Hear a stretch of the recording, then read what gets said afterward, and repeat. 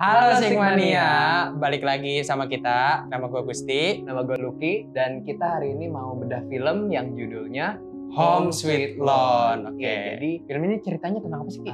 film ini itu ceritanya tentang seorang perempuan bernama Kaluna, yang dia ini sebenarnya seorang sandwich generation, anak bungsu yang harus menghidupi keluarganya gitu ya, keluarganya secara besar, tapi dianya juga punya mimpi yang harus dikejar gitu, yaitu membeli rumah. gitu. Jadinya kayaknya relate banget gak sih untuk para pekerja-pekerja, budak-budak korporat di luar sana. Kayaknya film ini berhasil dapetin itu sih. Jadinya Home Sweet Loan ini diadaptasi dari novel yang ditulis oleh Almira Bastari, yang waktu itu nulis Ganjil Genap juga, yang sudah diadaptasi sebelumnya. Kayaknya dapet gitu ya esensi pekerja kantorannya gitu. Deket banget sama para penonton yang nonton Home Sweet Loan ini. Iya. Untuk pertama kalinya nih, kalau gue sendiri ya, untuk pertama kalinya nonton film terus kayak representasi secara bener-bener deket di sebuah layar itu di sini sih. Dimana di sini karakternya beneran kayak ya udah kayak orang-orang biasa kayak kita, nggak yang beneran kayaknya dikayain banget, yang miskinnya menderita banget. Ini itu beneran pas ada di tengah-tengah, dan kayaknya deket aja soalnya sama-sama pakai komuter lain, sama-sama pakai Transjakarta gitu kayaknya. Jadi kayak bakal deket banget sama Sigmania yang ada di rumah. Dan kebiasaan-kebiasaan kecil para pengguna transportasi umum, betul. Seperti pakai TWS. Pakai TWS sambil dengerin musik gitu. Kayaknya itu akan menemani perjalanan pulang banget sih. Dan ini bisa digambarkan dengan nyaman sekali gitu. Audionya juga berubah ya soalnya. Ketika pakai headset jadi lebih kedap gitu. Jadi kayak beneran realistis banget, kayak beneran pakai TWS gitu. Terus juga detail kecil kayak slow-mo saat dia dengerin musiknya. Jadi ya ketika Kaluna ini menggunakan TWS mendengerin musik, dunia di sekitarnya jadi slow motion gitu. Betul. Jadi kayak kita difokusin masuk ke dunia Kaluna bersama Kaluna, ya udah meresapi dunia tenangnya ini, di mana dia bisa dengerin musik, enjoy, terlepas di sekelilingnya lagi kacau gitu.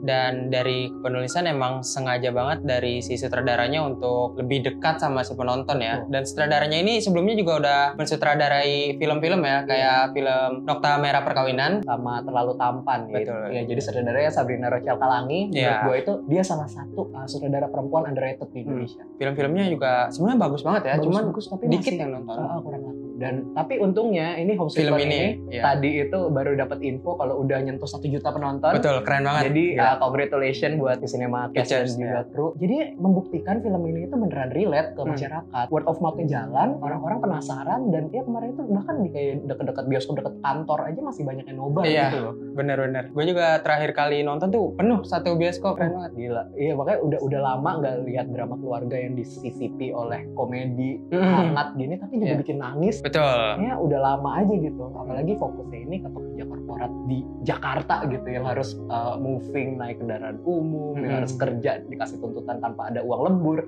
Lain-lain ini kayaknya bakal deket banget sama orang Indonesia. Kayak detail kecil di KRL itu ya, kayak pasti yang nonton, wah ini KRL arah Tanah Abang nih, atau enggak stasiun Cawang nih, atau Tebet. Transjakartanya jurusan mana itu bisa kelihat gitu untuk teman-teman yang suka bolak-balik naik TJ, naik kereta gitu. Pokoknya ini sangat recommended untuk kalian tonton lah ya. Iya, betul.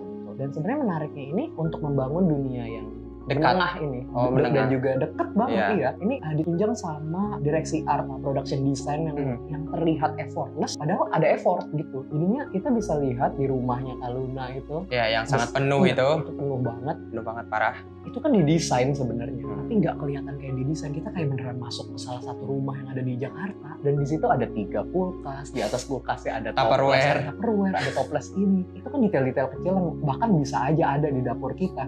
Tapi itu beneran didesain gitu loh. Salah satu diletakin nih, ada orang yang beneran ngedesain ini.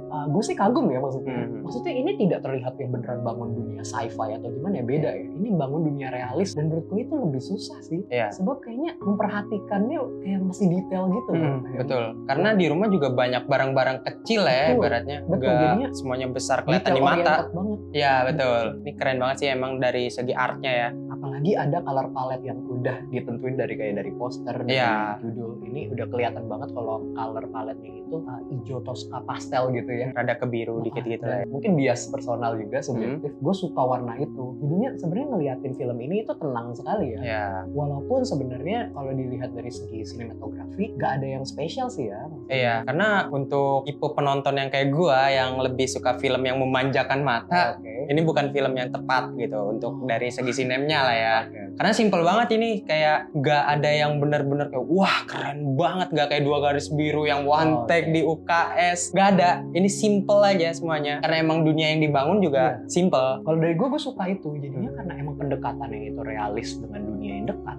Kameranya itu kayak ya udah ngikutin aja, ada di rumah, ada di kantor, ada di dekat temen. Jadinya nggak yang beneran dilebih-lebihkan. Gue sih enjoy ya maksudnya melihat pergerakan kamera yang sebenarnya nggak spesial ini, tapi bisa at least meng-capture apa yang dimauin, emang realisme gitu. Ya, terus juga kalau untuk segi warna yang tadi kita bahas di artistiknya, ini mereka mencoba untuk konsisten tapi nggak yang seperti Uni ya.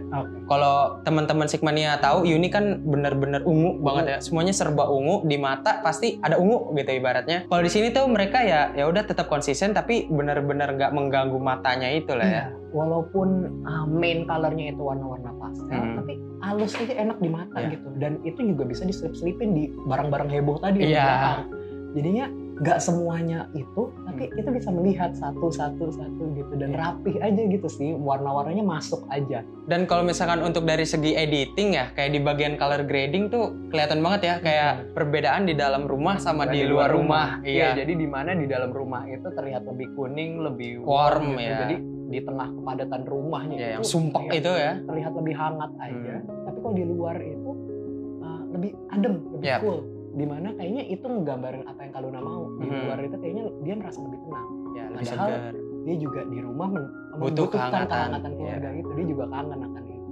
Oke, kalau misalkan ngomongin golden scene nih Ki, kita ngomongin scene yang kita suka ya. Kalau dari gua dulu, gua lebih suka ke arah yang setelah perdebatan keluarga tuh, gara-gara pinjol itu, si abangnya itu kan si Kaluna keluar rumah ya. Nah di situ tuh bagi gue tuh relate banget karena dimana dia bengongnya sendirian, entah gak tahu kemana, gak ada tempat. Dia duduk di sebuah halte, abang TJ-nya tuh kayak, sebenarnya ngeliat tuh, masuk gak gitu ya? Kayak dalam hati masuk gak? Dia diem aja sampai ditutup lagi. Menurut gue itu relate sih dengan para orang yang gak punya tempat lah ya untuk menyendiri, untuk pergi. Itu menurut gue di situ relate banget sih. Kayak itu detail kecil, gak ada dialog sama sekali, tapi ngegambarin dari si abang TJ-nya gitu.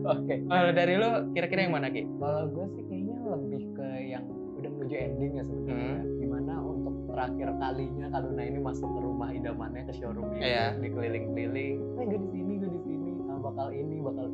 Tapi tiba-tiba di lorong itu dia nangis. Terus nangis. Di situ itu kayak kita nggak tahu dia nangis kenapa, tapi kita tahu dia kenapa. Maksudnya dia udah tahu momen itu kayaknya nggak akan terjadi.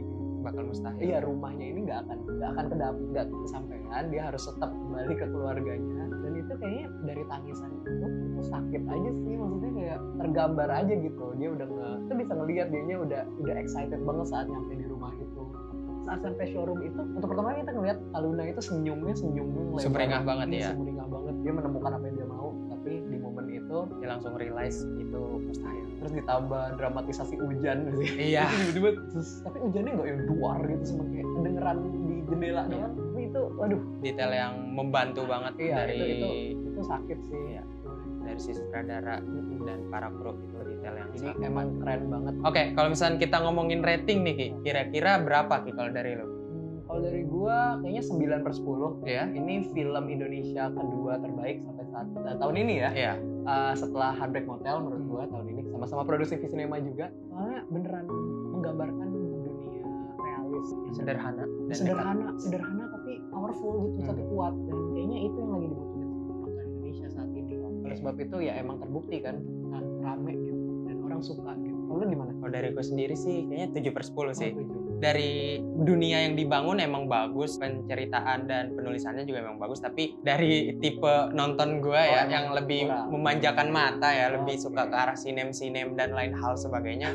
Rada kurangnya di bagian situ, jadi gue kasih 7/10. Oke, mungkin itu aja ya review dari kita bedah film Home Sweet Loan ini. Bagi Sigmania yang mau nonton, masih ada di bioskop. Iya, buruan ke bioskop, ajak teman-teman kantor, kuliah, keluarga, ajak semuanya. Dan jangan lupa juga nonton bedah film lainnya di YouTube Sigma TV. Banyak banget ya, ada Exile, Civil War, The Killers, dan lain hal sebagainya. Sigma juga ada produksi filmnya. Iya, kemarin itu kalau ngomongin drama keluarga, ada web series yang di TikTok. Iya. Judulnya Perfidia Hasrat dan Angan. Itu ada 5 episode dengan kedekatan keluarga dan juga semoga sih relate ya dengan dunia-dunia perkuliahan. Betul. Dan juga di YouTube juga ada film-film seperti terakhir tuh ada Pesan Terakhir dan juga Lucid Dreams dan lain hal sebagainya, boleh ditonton aja di segmen ini. Mungkin segitu aja, kita pamit undur diri. Dadah.